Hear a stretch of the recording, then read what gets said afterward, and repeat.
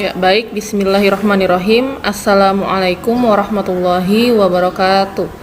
Ya, bagaimana kabarnya antum semua hari ini? Alhamdulillah, luar biasa. Allahu Akbar. Yes, yes, yes.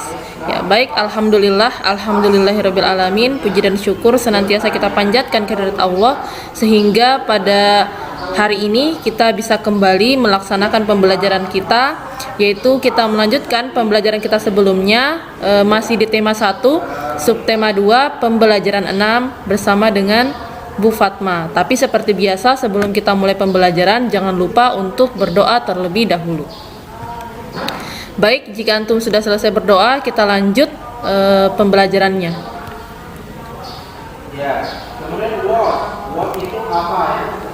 Ya, pertama kita harus mengetahui dulu apa tujuan dari pembelajaran kita hari ini. Adapun tujuannya, yang pertama, siswa dapat memahami cara menjaga dan merawat otot pada manusia. Yang kedua, dengan membaca, siswa dapat menemukan ide pokok masing-masing paragraf dengan tanggung jawab. Kita masuk ke tujuan daripada pembelajaran yang pertama, yaitu bagaimana ya siswa itu mampu untuk mengetahui cara menjaga dan merawat otot pada manusia. Ya, bagaimana caranya? Yang pertama, ya, menghindari gerakan yang membebani kerja otot secara berlebihan, ya, seperti gambar yang Bu Fatma sajikan di layar. Jadi ada gambar seorang yang itu dia mengangkat beban yang terlalu berat, ya. Ada tasnya, dia pegang lagi tas 2 di depan, ya. Jadi luar biasa bebannya. Jadi ini bisa mempengaruhi kinerja daripada otot, ya. Maka agar terhindar dari gangguan atau cedera pada otot, ya, kita harus menghindari kegiatan atau gerakan yang dipaksakan, gerakan tiba-tiba, dan kegiatan-kegiatan yang terlalu membebani kerja otot, ya. Jadi harus tidak boleh memaksakan diri, ya, untuk mengerjakan sesuatu yang sangat berat, ya, apalagi bisa membebani kerja otot, ya, karena itu bisa menyebabkan cedera, ya, pada otot, ya, seperti yang kita bahas di kemarin, ya. Ada yang namanya keseleo, ya. Itu karena kenapa? Karena ototnya ada gerakan yang tiba-tiba, ya, atau bisa tergelincir karena beban yang terlalu berat, ya, akhirnya ototnya mengalami cedera atau sakit. Yang kedua, melakukan peregangan, ya. Jadi peregangan, ya, seperti di gambar, ya, peregangan atau melakukan pemanasan sebelum melakukan aktivitas tertentu, ya. Misalnya antum sebelum berenang, ya, melakukan peregangan otot dulu, ya. Jadi tidak langsung melakukan olahraga berat, ya. Seperti misalnya antum kalau dalam ekspresi renang, misalnya sebelum berenang antum diarahkan oleh guru-gurunya antum untuk melakukan pemanasan terlebih dahulu, ya, sebelum berolahraga berat maupun setelah melakukan olahraga berat, ya. Ya, seperti itu. Kemudian yang berikutnya, ya, baik, yang ketiga yaitu melakukan latihan rutin, ya.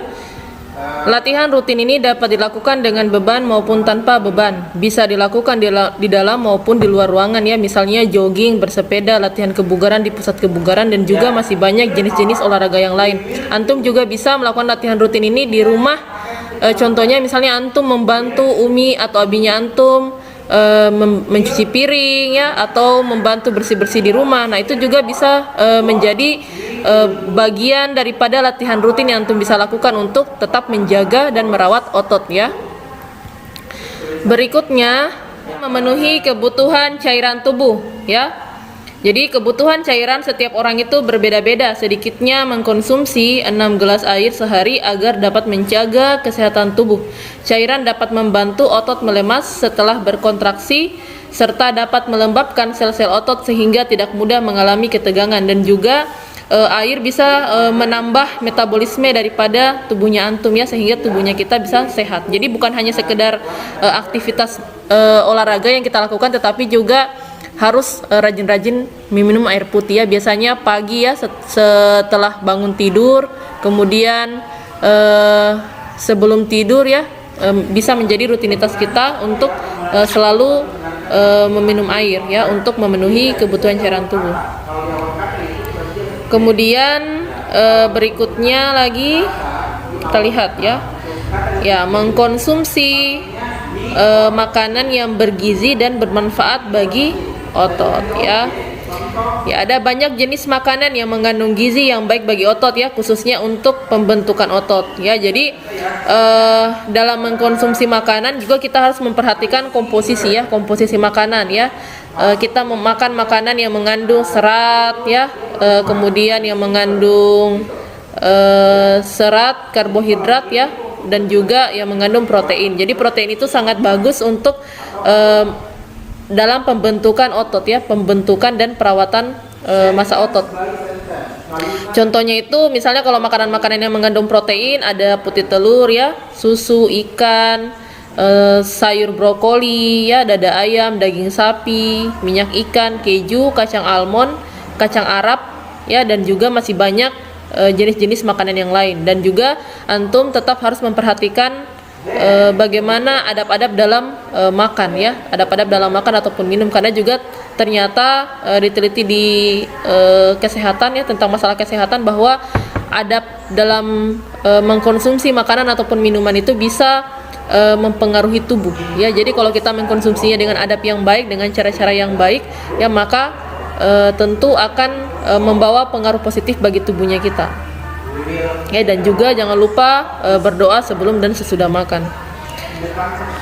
Baik, berikutnya meringankan nyeri otot ya. Jadi untuk meringankan nyeri otot ya, bisa menggunakan krim khusus otot ya, untuk menimbulkan rasa hangat sehingga otot yang kram menjadi lebih rileks ya. Jadi ini hanya contoh saja, antum bisa menggunakan yang lain ya ketika mengalami nyeri pada otot ya. Ya, jadi itu beberapa cara ya dalam menjaga dan merawat otot pada manusia ya. Silakan antum mempraktekkan ya, dan kemudian juga mengaplikasikan dalam kehidupan. Dan kemudian jaga kesehatan ya, karena kenapa? Karena pada dasarnya memang dalam Islam juga kita diperintahkan untuk menjaga kesehatan ya, dan juga Allah lebih menyukai orang-orang yang kuat ya dan sehat daripada orang-orang yang lemah. Karena dengan kita memiliki tubuh yang sehat, maka kita juga akan lebih baik ya, lebih baik dalam melaksanakan ibadah-ibadah ya. Seperti itu. Oke. Ya, kemudian untuk tugasnya antum, silakan antum mengerjakan soal halaman 118 berdasarkan bacaan ya dari halaman 117 ya. Jadi silakan dibaca dan kemudian antum menentukan ide pokok pada setiap paragrafnya ya. Nanti dikumpulkan ke Bu Fatma hari ini ya. Kalimatnya dengan keras.